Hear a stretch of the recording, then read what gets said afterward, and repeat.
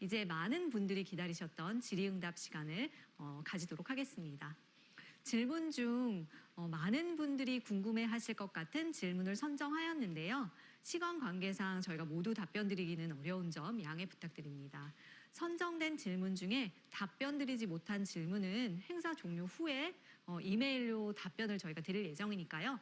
꼭 확인해 주시고 궁금증을 해소하는 기회가 되시길 바라겠습니다. 네, 그럼 첫 번째 질문 보도록 하겠습니다. 이 질문은 이재용 님이 해주신 질문인데요.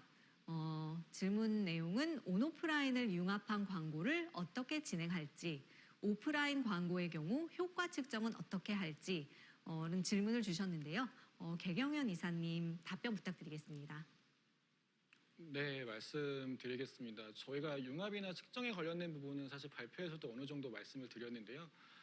먼저 확장부터 말씀을 드리면 저희 5개 광고 같은 경우에는 굉장히 많은 매체들이 있습니다. 뭐 야립도 있고 빌보드, 그다음 디지털 사이니지, 인도어 매체, 교통 매체 굉장히 많은 매체가 있는데 저희가 온오프라인을 통합한다고 해서 모든 광고 매체와 통합을 한다라고 생각하고 있지는 않고요. 결국은 사용자가 정말 유기적으로 연결될 수 있는 맥락이 발현되는가?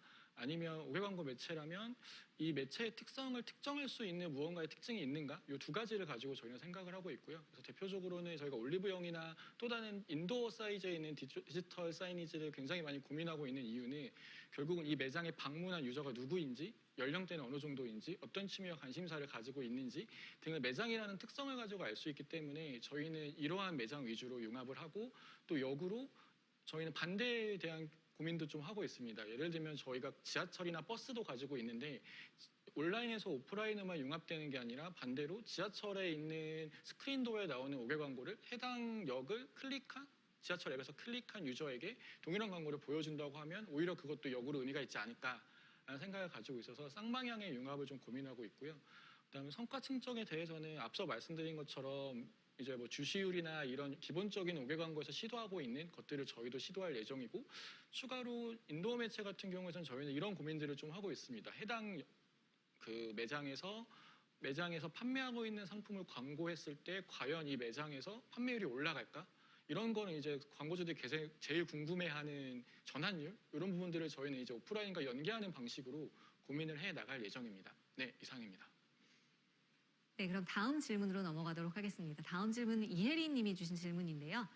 주말, 주중 또는 시간대에 따른 앱 트래픽이 궁금하다고 하십니다. 이 질문은 문양희 파트장님 답변 부탁드리겠습니다. 네. 저희에게는 크게 두 가지 앱 서비스가 있다고 말씀드렸는데요. 두 개의 앱이 약간은 다른 성향을 보이고 있습니다. 카카오 T앱의 경우에는 가장 높은 트래픽을 보이는 게 금요일과 토요일이고요. 가장 낮은 트래픽을 보이는 게 일요일입니다. 그래서 일요일, 월요일에는 낮은 트래픽에서 점차적으로 올라와서 금토의 피크를 찍는 방식이고요. 네비앱 같은 경우에는 토요일을 중심으로 해서 금토일, 주말에 아무래도 트래픽이 좀 많이 늘어나는 것 같아요. 그리고 시간대별로 봤을 때는 카카오 T앱은 출퇴근 시간은 기본적으로 트래픽이 조금 있고요. 가장 높은 트래픽을 보이는 거는 저녁 시간, 저녁에 이제 퇴근하면서 또는 한잔 하시고 택시를 타시는 경우들이 많으신 것 같아요. 그래서 9시부터 12시 사이에 가장 높은 트래픽을 보이고요. 카카오 네비 같은 경우에는 조금 다른 게 아침 7시부터 저녁 7시 정도까지 낮 시간대에는 고르게 높은 트래픽을 보이고 이제 늦은 시간 또는 이른 시간에 트래픽이 낮아지는 추세를 보이고 있습니다. 가장 트래픽이 높은 시점이라고 한다면 연휴를 앞둔 전주 주말이 대부분의 트래픽이 터지는 지점이라고 보실 수 있을 것 같아요. 충분한 답변이 되셨는지 모르겠네요. 네, 다음 질문은 박건희 님께서 주신 질문인데요. 카카오 모빌리티가 오프라인으로 확장도 하고 상품뿐 아니라 플랫폼이나 CMS도 만든다고 하니 기존 사업자들이 설 자리가 없어지는 건 아닌지 우려됩니다. 특히 5개 시장엔 카카오 모빌리티 대비 규모가 영세한 업체들도 많이 있다고 질문 주셨는데요. 개경연 이사님 답변 부탁드립니다. 네, 이제 카카오가 한다고 하면 반드시 받아야 되는 질문이라고 생각을 하는데요. 저희도 이제 웨비나에서 당연히 이 질문이 나오지 않을까라고 생각을 하고 있었습니다. 일단 앞에서 말씀드린 것처럼 광고가 그러니까 저희가 광고를 진행하는 데 있어서 저희 혼자 모든 걸 진행할 수 있다고 생각하진 않고요. 저희가 모든 매체를 뭐 구매하거나 투자하고 CMS를 다 만들고 기존에 있는 매체들이랑 다 제가 뭐 CMS를 다 강제로 깔고 이런 건 현실적으로 불가능하고 그럴 의지도 저희는 없기 때문에 기본적으로 기존에 있는 모든 매체사분들 혹은 CMS, 5개 광고 플랫폼과 다 연동이나 제휴 협력이 열려 있다고 보시면 되고요.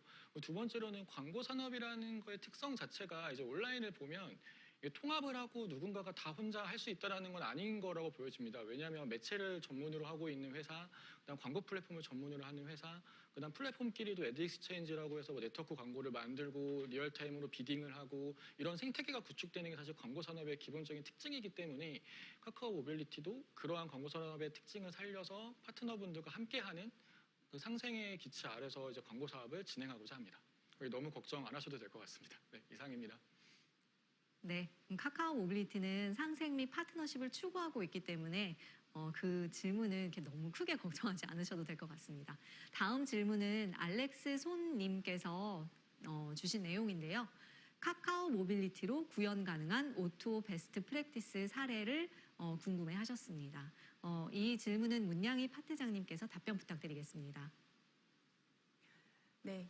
블루 RSE를 비롯해서 5개의 상품은 아직 출시된 지 얼마 되지 않아서 사례가 그렇게 많은 편은 아닌데요. 가장 최근에 진행된 사례를 소개드리면 6월 1일에 개봉했었던 모 영화가 이제 개봉일에 맞춰서 카카오 T앱에서 브랜드 패키지를 집행을 하셨는데 그 집행 주차에 블루 RSE도 같이 집행을 하셨어요. 그래서 유저 입장에서는 카카오 T앱을 통해서 택시를 호출하는 동안에 1차적으로 광고에 대한 노출이 있었고요. 이후에 택시를 탑승을 해서도 이제 영화에 대한 홍보 영상을 다시 한 번 더 접하면서 좀 더 이제 심리스하게 광고를 접할 수 있었던 사례가 있었습니다. 그래서 이후에도 조금 집중도 높은 노출을 원하시는 경우에는 카카오 T앱의 브랜드 패키지와 그리고 RSE를 함께 집행해 보실 것을 추천드립니다. 이상입니다. 네, 다음 질문은 조익찬님께서 주신 질문인데요.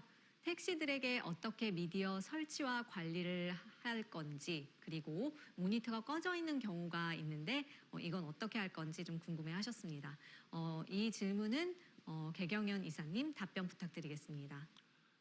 네, 저희가 어떻게 블루 RSE를 설치하고 관리하는지에서 크게 세 가지 관점에서 좀 말씀을 드릴 수 있을 것 같은데요. 첫 번째는 저희가 이제 블루 RS라는 이름처럼 카카오티 블루 택시에만 RS를 설치하고 있습니다. 카카오티 블루는 저희와 가맹 계약을 맺은 택시 법인 사업자분들이나 혹은 개인 사업자분들인데요.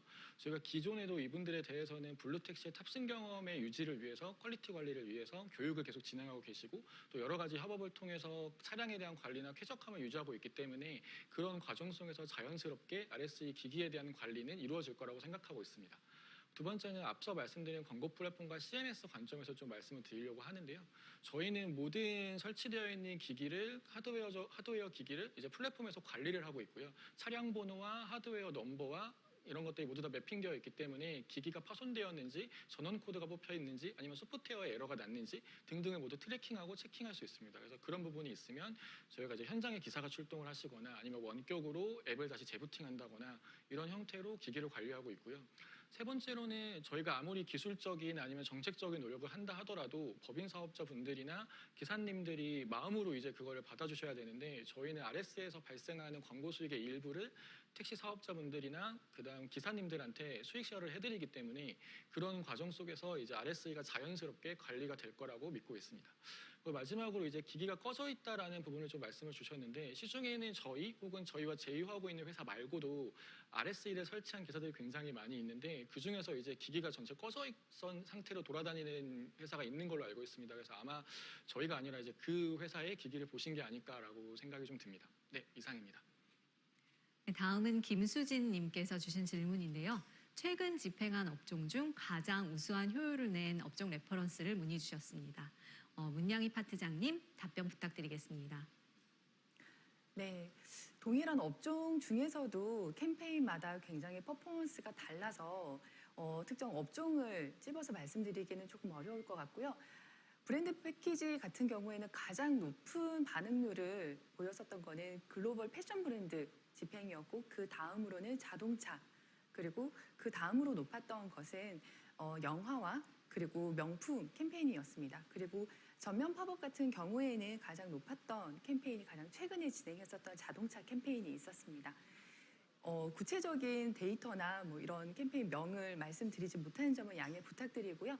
추가적으로 궁금하신 점이 있으시면 저희 쪽으로 문의 주시면 답변 드리도록 하겠습니다. 네, 앞서는 약간 이제 저희 디스플레이 광고 상품에 대한 업종 효율을 좀 말씀을 주셨는데요. 이번은 좀 앞 질문에 연결되는 듯한 질문인 것 같은데요. 김태호님께서 주신 질문입니다.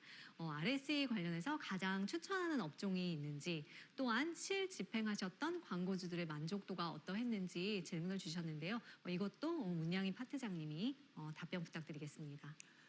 네.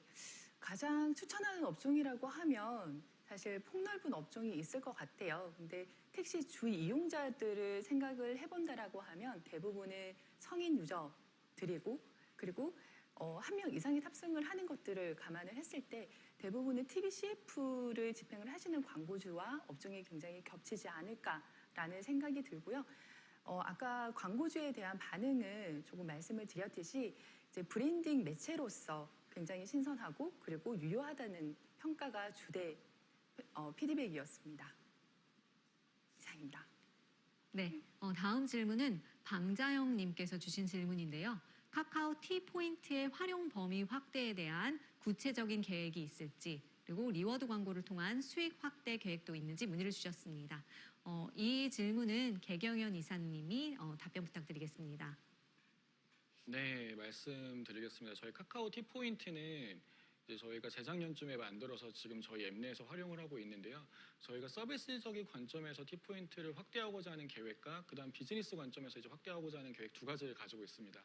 서비스적으로 확대하고자 하는 계획은 저희가 로열티 프로그램을 만들었기 때문에 로열티와 연계해서 이제 포인트를 적립해 준다거나 아니면 쿠폰을 발행한다거나 이런 형태에 대한 고민들을 좀 가지고 있고요. 그냥 그뿐만 아니라 이제 저희 T포인트를 공동체나 혹은 외부사와 포인트 스왑을 통해서 다른 재화를 이제 구매할 수 있는 형태로 고민을 좀 하고 있습니다. 비즈니스적으로의 고민은 이제 T포인트는 결국 기업들이 T포인트를 구매해서 저희 유저에게 혜택을 줌으로써 이제 캠페인 효과를 높이는 이런 연계를 좀 고민을 하고 있고요. 그래서 앞에서 발표에서 말씀드린 것처럼 신규 탭을 만들고 거기서 T포인트나 혜택을 주는 형태의 광고 상품을 장기적으로 좀 고민을 하고 있습니다. 그다음 뒷부분에 말씀 주신 오퍼월도 비슷한 맥락일 것 같은데요. 저희가 이제 특정 업체와 같이 오퍼월 광고를 진행을 했었고 계속 테스트를 진행을 했었는데요. 저희가 쿠팡과 같은 광고주분들을 영입을 해서 진행을 해보니 전체 일반 캠페인보다 30-40% 이상의 효율을 보이거나 전체 매출에서 막 20%, 30% 이상의 매출 캐파를 가져가는 경우도 있었습니다. 그래서 저희 앱에서도 오퍼월 광고의 노출량이 증가하고 그다음 유의미한 카테고리의 광고주분들이 들어오신다면 오퍼월은 충분히 가능성이 있다라고 생각을 하고요. 그래서 앞에 말씀드린 신규 탭에 이어서 저희는 오퍼월 광고도 점진적으로 혹은 전면적으로 개편을 하고 확대를 할 예정입니다. 네, 이상입니다. 네, 다음 질문은 박유진님께서 주신 질문인데 질문을 두 개를 남겨주셨는데요. 이 질문은 개경현 이사님께 질문 드릴 텐데 첫 번째 질문 먼저 드리겠습니다. 오프라인 이벤트가 진행되는 장소 인근에 유저가 도착할 경우 위치를 표시해주는 등의 상품도 준비 예정인지 궁금합니다. 네, 이사님. 네, 예전에 저희 카카오 내비에서 이제 지도에 롯데마트랑 같이 쿠폰 관련된 마케팅을 진행한 적이 있습니다. 그래서 사용자가 내비를 타고 가다가 목적지 근처에 롯데마트가 보이면 거기서 쿠폰 알림을 주거나 쿠폰을 발급받을 수 있는 형태의 이벤트를 진행을 했었는데요. 이게 광고주분이나 유저의 반응이 굉장히 좋았기 때문에 저희도 이 부분에 착안해서 이제 지도에서 POI 정보를 가지고 유저가 그 인근에 갔을 때 마케팅이나 이벤트 알림을 하는 광고 상품을 고민을 하고 있고요. 저희가 이제 지도를 가지고 있는 서비스가 내비, 택시, RSE 이 세 가지가 있는데요. 내비 같은 경우는 아무래도 주행 안정성이나 이런 고민들을 가져야 되고 택시 같은 경우에는 실제 지도에 머물고 있는 시간이 굉장히 짧습니다. 왜냐하면 택시를 호출하고 배차가 완료됐을 때 오는 기간 동안에만 지도를 보고 있고 목적지에 대한 타겟은 많지 않기 때문에 저희는 RSE를 기반으로 내가 택시에 내릴 지점에 주변에 있는 쿠폰이나 광고 이벤트 행사가 있다면 안내해주는 혹은 꼭 이벤트가 아니더라도 뭐 현대백화점이나 같은 뭔가 메타한 건물이 있다면 거기서 진행하는 광고를 이제 지역과 같이 알려주는 이런 고민들을 하고 있습니다. 네, 다음은 박유진 님이 주신 두 번째 질문인데요. 배너 광고 집행 시 특정 유저만 타겟팅하거나 관심사에 기반한 타겟팅이 가능할지 문의를 주셨는데요. 타겟팅이라고 하면 예시로 카카오티 블랙 주 이용층이나 마이카로 내차 등록한 유저나 특정 업종 배너 클릭한 유저, 카카오 티펫 이용 유저 등 이런 타겟팅을 문의 주시는 것 같은데요. 이사님 답변 부탁드리겠습니다. 네, 일단 저희가 앞에서 이제 블루 RS에 대한 타겟팅을 위주로 말씀을 드려서 이제 온라인 광고에 대한 질문이 오신 것 같은데요. 일단은 저희 온라인 광고에서 좀 말씀을 드리면 브랜드 패키지에 대해서는 저희는 타겟팅을 진행하지 않을 생각입니다. 그 브랜드 패키지는 저희가 타겟팅적인 관점의 상품보다는 T앱을 이용하는 모든 유저자에게 파워풀하게 노출을 보장해주는 상품이기 때문에 그래서 여기는 이제 그 타겟팅에 적용하지 않을 생각이고요. 다만 앞에서 말씀드린 동영상 광고나 새로 생기는 배너 광고 상품에서는 당연히 관심사나 유저 타겟팅을 진행할 예정이고 이제 예시로 드렸던 블랙을 탑승하고 있는 유저나 아니면 저희 비즈니스 콜을 활용하는 B2B 광고나 택시를 주로 사용하는 광고를 유저나 이런 부분들을 대상으로 타겟팅을 진행하도록 노력할 예정이고요. 다만 이제 저희가 조심해야 될 거는 타겟팅이 결국 유저의 프라이버시 침해와 상충될 수 있기 때문에 그 프라이버시를 최대한 보호하고 침해하지 않는 범위 내에서는 저희가 가능한 한 타겟팅은 진행할 예정입니다. 네, 이상입니다. 네, 이제 마지막 질문인데요. 이정환 님이 주신 질문입니다. 바이크 렌터카의 경우에도 카카오 모빌리티만의 오프라인 광고를 접목시킬 수 있을 것 같은데 별도 계획이 있는지 문의를 주셨습니다. 개경현 이사님 답변 부탁드립니다. 네. 저희가 이제 바이커 렌터카 같이 택시 말고도 굉장히 많은 부분들이 있는데요. 일단은 저희가 순차적으로 다른 플릿에서도 광고를 진행하려고 하고 꼭 DOH가 아니라 랩핑과 같은 OH 영역에도 좀 고민을 하고 있습니다. 그렇기 때문에 일단 바이크는 저희가 실질적으로 규제 샌드박스에 신청을 했고 하반기에 광고 POC를 진행할 예정이고요. 뿐만 아니라 택시 루프탑이나 이런 다른 매체에서도 고민을 좀 하고 있습니다. 그리고 렌터카 같은 경우에는 사실 이게 광고를 바로 진행하는 게 제가 알고 있는 운송사업법에 대한 여러 가지 고민들이 필요한 걸로 알고 있습니다. 그래서 그런 부분들이 해결이 된다면 당연히 저희가 보유하고 있는 모든 플릿에 광고를 진행할 예정입니다. 네, 저희가 오픈 채팅방을 통해서 너무나 많은 질문을 남겨주시고 반응이 너무 좋아서 한 가지 더 질문을 받아보겠습니다. 네, 그래서 이번 질문은 마틴 킴 님이 해주신 질문인데요. 택시 급 점거 시 승객이 부딪히거나 안전상의 문제는 없는지 보험과 설치 허가 등의 내용이 궁금하다고 하십니다. 개경현 이사님 답변 부탁드리겠습니다. 네, 사실 저희가 RSE 사업을 진행하면서도 이 승객의 안전에 대한 부분은 굉장히 고민이 많았었는데요. 일단은 한국 법상으로는 RSE는 이제 5개 광고에 속하게 되는데 저희가 주행 중에 5개 광고가 없기 때문에 이걸로 사고가 났을 때 법도 없고 그다음 보험 상품도 없었습니다. 그래서 저희가 특정 보험사랑 협의를 해서 주행 중에 사고가 났고 혹은 운행 중에 사고가 났고 정차 중에 사고가 났다 하더라도 이게 RS로 인해 과실이 더 많아지고 혹은 상처가 더 커지고 피해 보상이 많아진다면 이제 저희가 가입한 보험에서 배상금을 드리고 혹은 그 부분에 대해서 이제 모빌리티가 책임을 지는 방식으로 보험을 가입을 했고요. 그래서 RS로 인한 유저의 다침이나 파손이나 이런 부분에 대해서는 크게 걱정을 안 하셔도 될 것 같습니다.